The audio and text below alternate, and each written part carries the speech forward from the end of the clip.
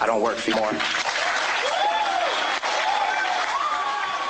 That was John Michael Turner stripping his medals and ribbons from his chest and throwing them into the audience to the applause of attendees at Winter Soldier. Turner then went on to describe some of his time in Iraq. On April 18th, 2006, I had my first confirmed kill. This man was innocent. I don't know his name. I called him the Fat Man.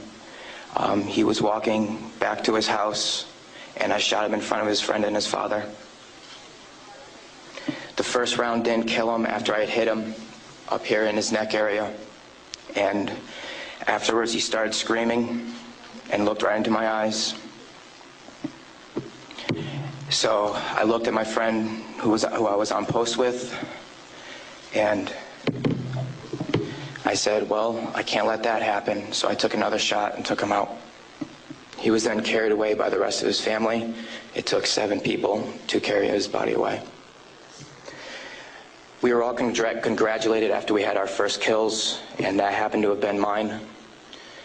My company commander personally congratulated me, as he did everyone else in our company.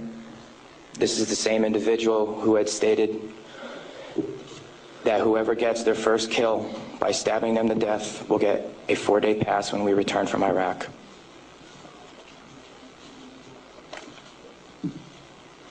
There was one incident where we got into a firefight just south of the government center, about 2,000 meters.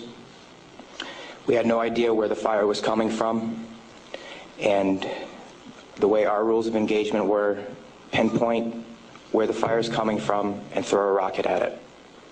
So with that being said, we still didn't know where the fire was coming from, and an 84mm rocket was shot into a house.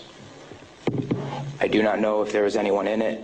We do not know if that's where the fire was coming from, but that's what was done. Please go to the next image.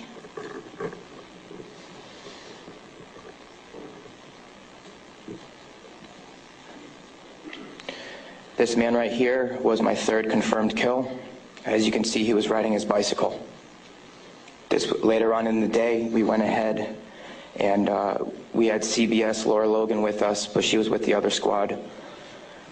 And so she wasn't with us, so myself and 2 other people went ahead and took out some individuals because we were excited about the firefight we had just gotten into, and we didn't have a cameraman or woman with us.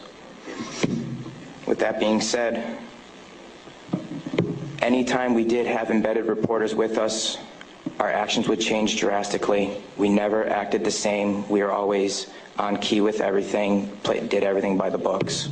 The man on the bike for about 10 minutes until we realized that we needed to leave where we were, and his body was dragged about 10 feet to the right of him, and his bicycle was thrown on top of him. Another thing that we used to do a lot was recon by fire, where we would go ahead and try to start a firefight if we felt threatened in any way, shape, or form. There's one particular incident where we were working with the Iraqi Army and the Iraqi Special Forces in downtown Ramadi, and with our squad and the Iraqi Army, there was also lieutenant colonels, majors, first sergeants, and sergeant majors. Sorry, sergeants major.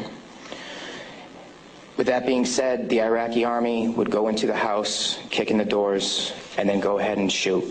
And there were loud bursts of machine gun fire. We thought we were taking fire, but then we later found out that it was them.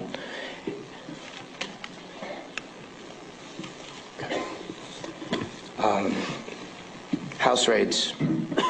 Because we were a grunt battalion, we were responsible for going on several patrols. A lot of the raids and patrols we did were at the night, around 3 o'clock in the morning. And what we would do is just kick in the doors and terrorize the families. That was an image taken around 3 o'clock in the morning through night vision goggles. And that is the segregation of the women and children and the men. If the men of the household were giving us problems, we'd go ahead and take care of them any way we felt necessary, whether it be choking them or slamming their head against the walls. if you go back to that one picture, that was one man that wasn't taken, that was taken care of in a very bad way. Because of all the wiring that he had, it would be considered an IED making material. On my wrist, there's Arabic for FU. I got that put on my wrist just 2 weeks before we went to Iraq because that was my choking hand. And anytime I felt the need to take out aggression, I would go ahead and use it. Please go to the next picture. Next. There's an instance of detainees and how they were treated in a nice manner. Next. That is the Fatamat Mosque minaret. As you can see, it is written with bullet holes and holes in the top of it. Those were from mortars. And the next video that I'm going to show you is a tank round that went into that minaret, where we weren't sure if we were taking fire or not.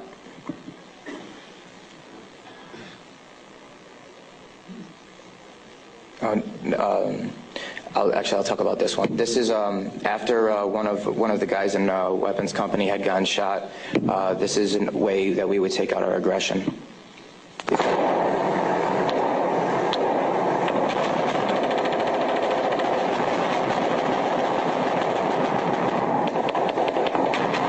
those of you who don't know, it is illegal to shoot into a mosque unless you are taking fire from it. There was no fire that was taken from that mosque. It was shot into because we were angry. Can you please play the next video?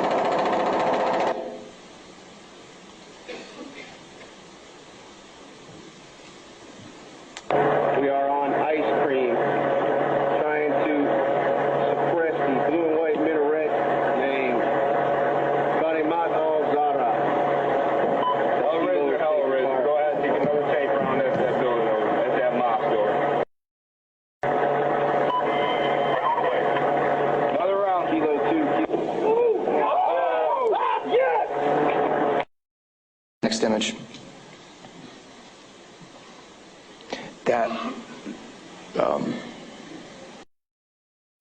With that being said, there's many more stories and incidents for me to talk about, although we don't have the time to.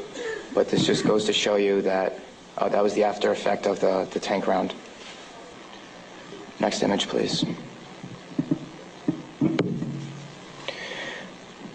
The reason I am doing this today is not only for myself and for the rest of society to hear, but it's for all those who can't be here to talk about the things that we went through, talk about the things that we did. Next image.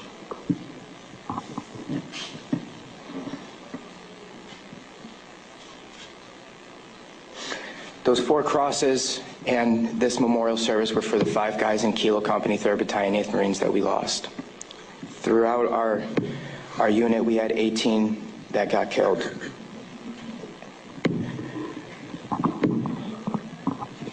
With that being said, that is my testimony.